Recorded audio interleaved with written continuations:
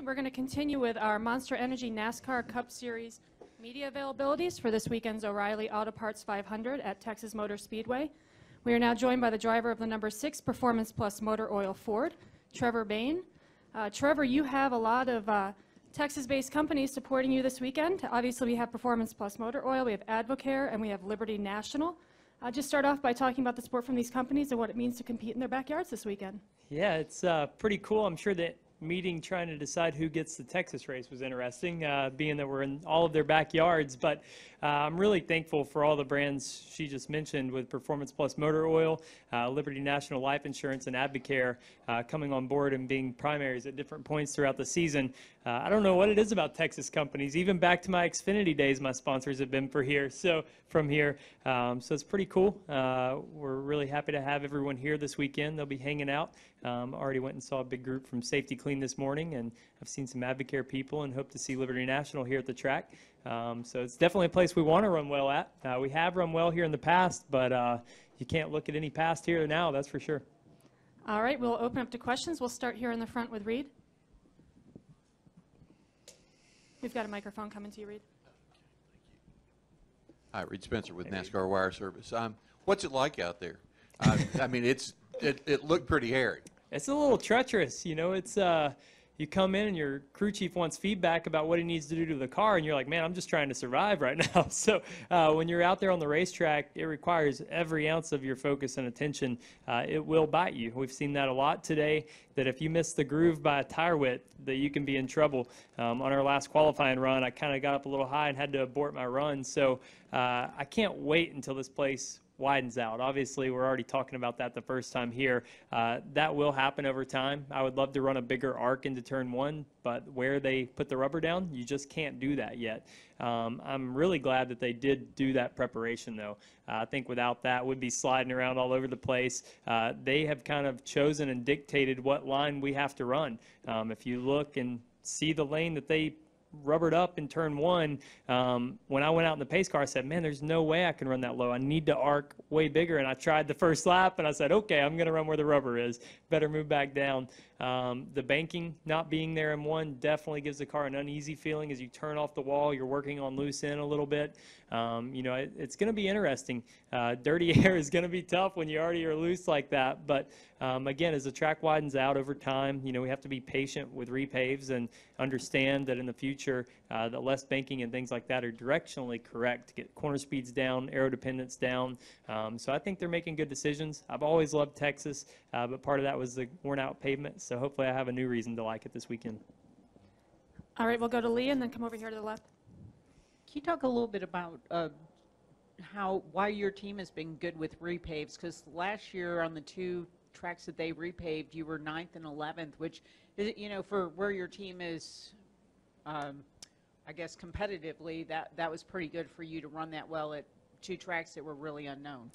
Well, I think part of it is just the way our cars are. You know, they need that mechanical grip, and when you're at a deficit, you know, and you are requiring more of the tire, you know, I think that's something you're fighting at the older racetracks. This year we've seen the opposite. We've been better at places like Atlanta, California. We've had better performance than Phoenix for my team, or Vegas. So we've seemed to make big aero gains, big mechanical grip gains with our setup, but I think that's probably contributing a lot of our performance last year. Was we're at a lack of mechanical grip. We go to a new paved racetrack and we get that mechanical grip.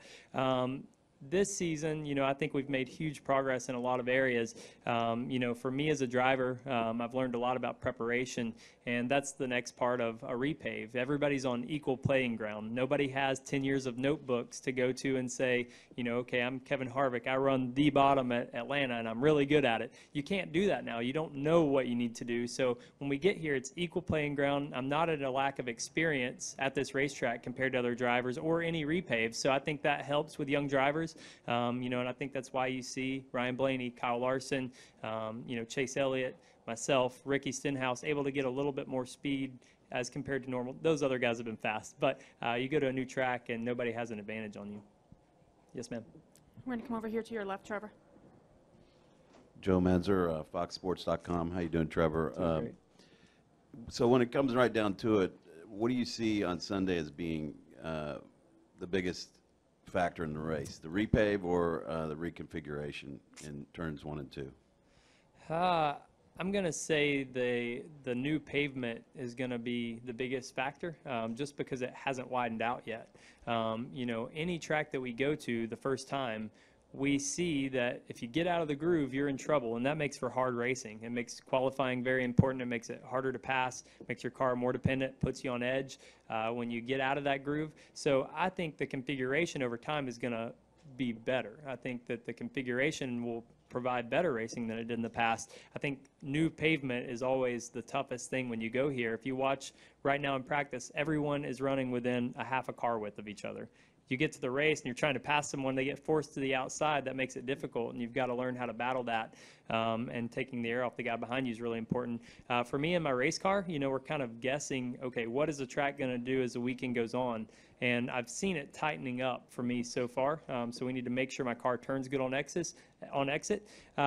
But if you're loose in here and you're fighting for a little bit of real estate on entry, you're going to be in trouble. So I think making sure your car is really secure on entry and you're able to protect that, not let somebody get you up the racetrack, that's going to be really important. Yes, sir. We'll go to Bob and then to Chris Knight. Bob Pockris, ESPN. I assume you're using a biometric device. Has it told you anything about yourself? That I'm working hard to get in better shape. Are you talking about my heart rate monitor here? Yeah, I'm just, I wear it every now and then in the race car to kind of see what I need to be working on. And this year my fitness is better than it's ever been. I say that every year, and I keep trying to improve on that. Last year I was doing a lot of Ironman style events. This year I've hired a trainer from the Supercross industry that trains a lot of champions over there, and he's really helped my training a lot. His name's Alden Baker, and I'm down about 10 pounds this year as compared to last year, and I'm able to really feel fresh in the race car. And we take that for granted. When you're worn out at the end of these races, you just don't make good decisions. So this offseason, I said, what areas can I do better in my role? And fitness is one of those things, and I feel like I want to monitor that in the race car. So I have a Polar watch here to do that, and just wear it to see where my heart rate's at. We'll go to Chris. He's right behind the cameras. Chris Knight, catchfence.com. Trevor, I was just curious if you wish you could run the Xfinity race tomorrow, because it seemed like some of the guys said that the Xfinity race will help them have an advantage for Sunday. And do you plan to watch the Xfinity race tomorrow? Yeah, I will be up on the spotter stand watching the race for sure. For me, I'd want to run Xfinity every weekend possible. I feel like at Watkins Glen last year, it really helped me in the Cup car. I think it's a huge advantage to be on the racetrack multiple times throughout a day and getting extra laps, learning how the balance changes. Like I said just a minute ago, I kind of have to guess, okay, what is my car going to do from practice to the race? What do we need to get in practice that will help me in the race? When you run an Xfinity car, you get to see that transition. You can see, okay, I ended at a 3 out of 10 tight, and now I'm good in the race, and you can translate that to your Cup car. So that is a big advantage, especially at a new racetrack like this, to get in a rhythm, learn where the speed is, where it's not. I would love to do that. How do you think the stage races will play out on Sunday, knowing how treacherous the track is? Do you think people will take a chance and try to get those stage points, or do you think everybody will be cautious and wait for the third stage? Well, track position is going to be key, and obviously you want to get the best finish you can, but if you can stay out, if cautions fall at a certain point, there's no fall off right now. So you're going to do everything you can just to get track position and maintain that.